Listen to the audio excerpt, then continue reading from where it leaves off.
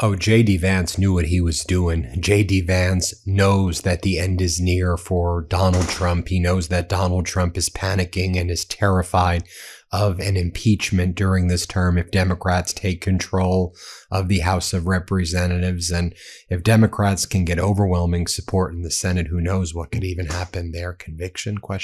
So you have JD Vance showing up in your Belinda, the Nixon Presidential Library, and JD Vance starts not only comparing Donald Trump to former President Nixon, but says this is a line that I use on the MeidasTouch network, as I'm sure you know. I said that every day by noon, Donald Trump does things that would make Watergate look like nothing. Like Watergate's just a thing that happens every day by noon in this Trump regime. That's how lawless and criminal and grotesque this regime is. And JD Vance basically says that. JD Vance is like, yeah, Watergate's like, I don't know, just a quick story that would happen, in one of the days of the Trump regime. And he compares Donald Trump to Nixon and says, I can't even believe that Watergate would take down a presidency. I mean, he goes, Nixon's having a renaissance right now because Donald Trump's like Nixon on steroids. This is what JD Vance is saying. And to me, it's obvious why JD Vance is making these comparisons. And JD Vance knows that Rubio's out there in the Middle East right now, speaking with the Gulf cooperation countries and trying to undermine the MOU. And to me, this is JD Vance basically saying, seriously, Rubio, guess who may be the president soon if things continue to deteriorate in this Trump regime. Here, watch what Vance has to say. Play this clip. So we were talking about this a little bit backstage, but I'm actually fascinated by Nixon as a character in history. I think that his historical legacy is enjoying a bit of a renaissance, but I think deservedly so. As I joked with Robert backstage, if Watergate happened tomorrow, it would be like a 12-hour news story. Like the idea that it would have taken down a presidency is crazy. And by the way, if you look at the story of how the deep state took down Richard Nixon, it's not all that different from what the same groups of people, the same institutions tried to do to Donald Trump in the first Trump administration. There is a parallel.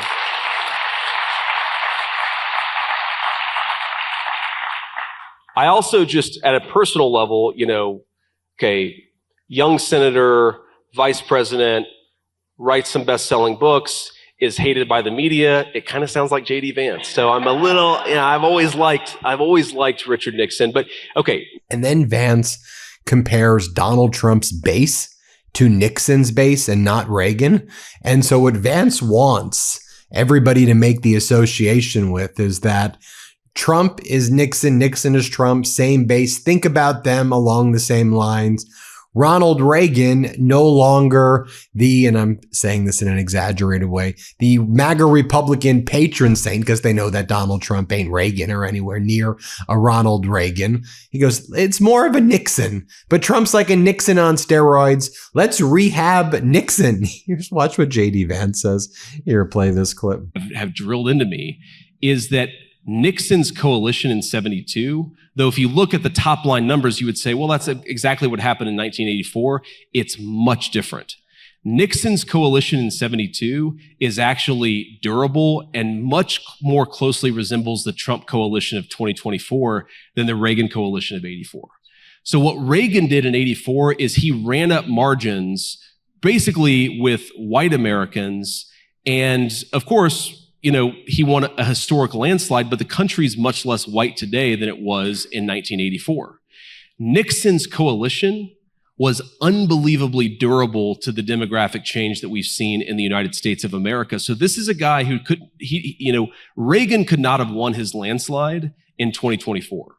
Richard Nixon maybe could have won his landslide in 2024.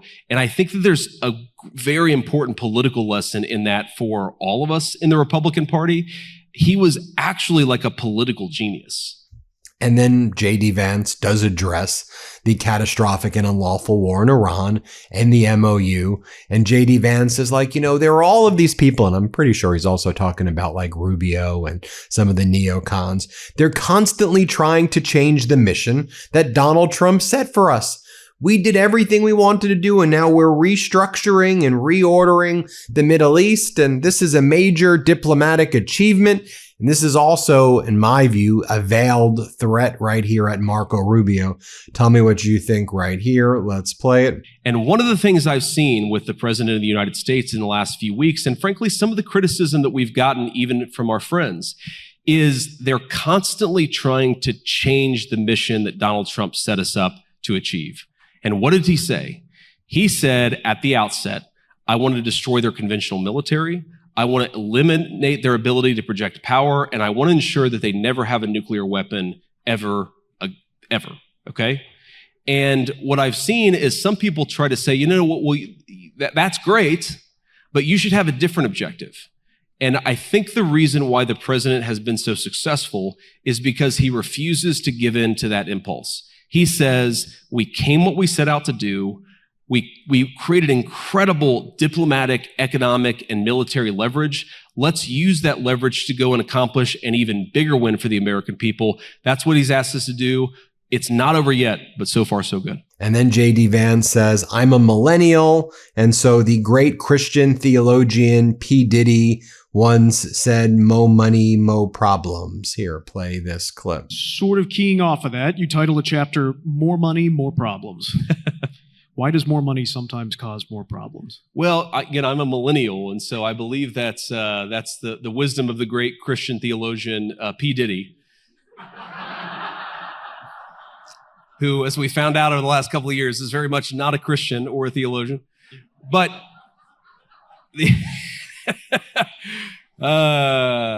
see, I'm going to get in trouble for all kinds of things.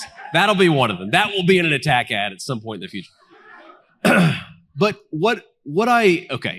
so now you have a lot of these Trump MAGA sycophants attacking JD Vance for giving an interview with Sohrab Ahmari. And Sohrab Ahmari went to Switzerland, got this interview on Air Force Two with JD Vance, where JD Vance said the following: the Emiratis, by far, UAE, are the most hawkish. They are the most pro-Israel country in the Gulf. But they're having conversations, JD Vance told Amrami, they're having conversations with the Iranians that have never happened before, including the IRGC. And the Trump regime kind of sycophants like Laura Loomer, people like Emily Schrader and others, they're like, how could JD Vance ever even associate with a guy like Sohrab Ahmari? And Sohrab Ahmari just like a good journalist who just was out there and hustled, to get this interview. And they show photos of like Sohrab Ahmari with some of the like leadership in the Middle East. They're trying to imply that he's like secretly trying to infect JD Vance's mind with poison and that he's trying to like significantly harm JD Vance. And then you also had JD Vance telling Sohrab Ahmari the following. This is what JD Vance says. So the Iranians came up to me and were like, fine, we'll send somebody from the IRGC, the Islamic Revolutionary Guard Corps, to hang out in Doha with somebody from US CENTCOM. And that's how we're going to settle a lot of these disputes. And then all of the MAGA people just like lost it on JD Vance. Emily Schrader goes, JD Vance is ensuring that the United States is opening a military coordination channel of communication with the IRGC, a literal U.S. designated terrorist organization that has repeatedly plotted to assassinate the U.S. president and is responsible for the deaths of thousands of Americans. Why? Well, for one, Vance can't seem to help himself from associating with sinister characters like Sohrab Ahmari, the co-founder of Compact, another Soros-funded project. He has allegedly been a highly influential figure in shaping Vance's delusional thinking when it comes to the regime. Ahmari has even been in Switzerland alongside Vance during the negotiations and flew on Air Force One.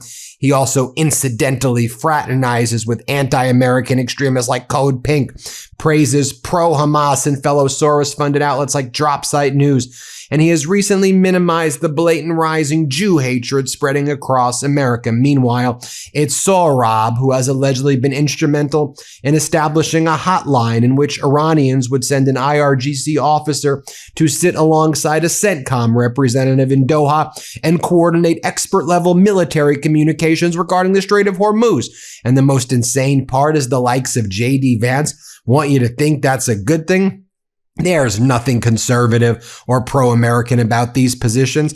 Vance is literally trying to coordinate military activities with the U.S. designated terrorist organization. Diplomacy is one thing. Assisting terrorists is another. And Sohrab goes, everything here is lies, top to bottom. I attended a media conference with all sorts of outlets in hopes of securing an interview with Pezeshkian, who's the Iran's president. In vain, it turned out. I'd do the same if it were Xi, or North Korea's Kim Jong-un, or the king of Timbuktu. That's my job. Chill, Laura.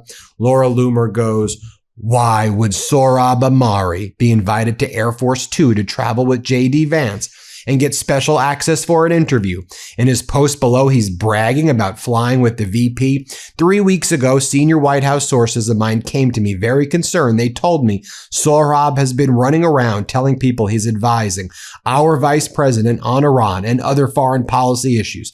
And they expressed concern why Sohrab has been given access. Now, I have no idea if he's advising, but now that he's traveling on Air Force Two and published the article below admitting his close access to the VP, I think it's certainly plausible what I was told was true. I genuinely hope it's not true, though, as someone who supports this administration. And I think it's bizarre that Sohrab Ahmari runs around calling himself one of Vance's closest allies and friends in the media. He's someone with little or no moral character, and he openly fraternizes with the enemies of America and runs cover for Islamists. He was born in Iran, and he's married to Ting Li, a Chinese immigrant. Here he is recently sitting next to serially convicted pedo Scott Ritter, a Russian asset, a pro-Iran, pro-Hezbollah imam from Dearborn, Michigan, co-Pink's Medea Benjamin, who is under investigation by Trump, and Jeffrey Sachs, who is allegedly paid by China and the UAE. The Vance wing of the GOP would be wise to avoid these figures. These types of alliances don't win votes. Those who are vested in JD Vance winning in 2028 should really make sure people like Sohrab and Tucker are kept far away from the campaign. Sohrab's associations are anti-American. As I always said, vetting matters. I'd be very careful about allowing Iranian-born journalists to travel with VP and ask about the IRGC. Obviously, Sohrab is not pro-American because people who love America don't hang out with people like this. And Sohrab's like, chill, like I'm just a reporter. I just showed up and I interview people. Like that's what I do for a living. I have no clue what the hell you're actually talking about. Loomer, I have no clue what you're talking about. Emily Schrader, I'm just writing an article, and I think I added insight into JD Vance's thinking about restructuring the security architecture of the Middle East. Anyway, let me know what you think. Hit subscribe. Let's get to 7 million subscribers. Thanks for watching, y'all. Thanks for watching. Be sure to add the MeidasTouch podcast on Apple Podcasts, Spotify, or wherever you get your podcasts for new updates every single day.